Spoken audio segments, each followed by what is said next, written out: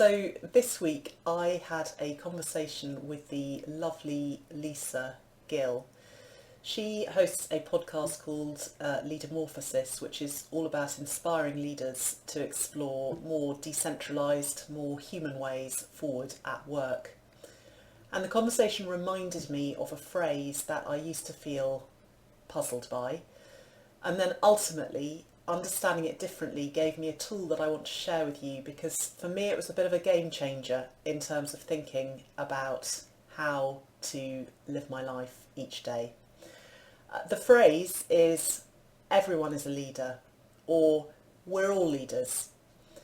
I used to hear that and feel slightly annoyed and definitely confused. It seemed unhelpful and incorrect, and I didn't really understand what it meant.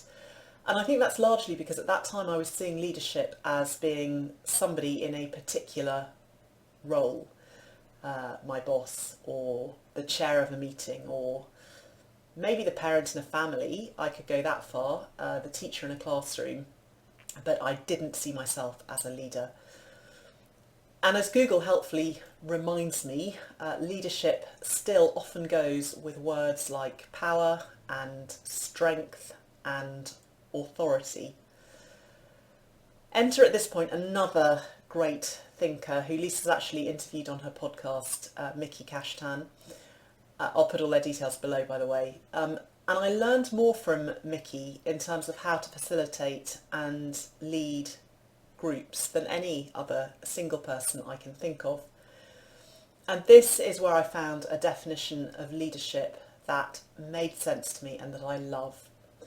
So Miki talks about being a leader as acting to further the well-being of the whole, or in support of a shared goal.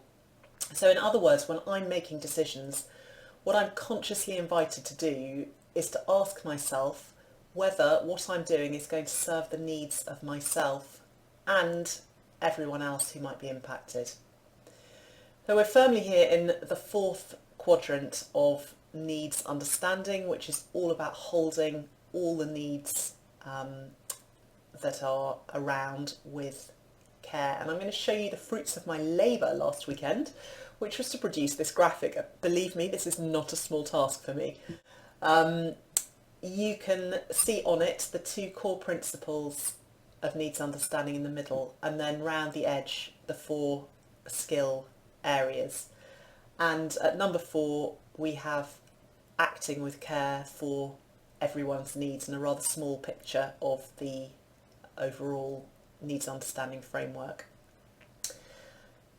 So if we're talking as a family about plans for the day, then I can ask myself, how can I contribute to the discussion in ways that will most likely serve everyone?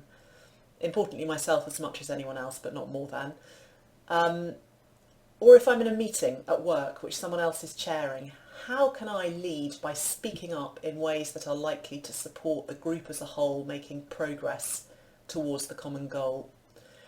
As I'm living my day, how can I use my power for the good of the whole in each action and each conversation that I undertake? So I'm curious whether this is at all helpful or enlightening for you. I would love to hear. I'd love to hear if it's not. And I wish you all a lovely weekend.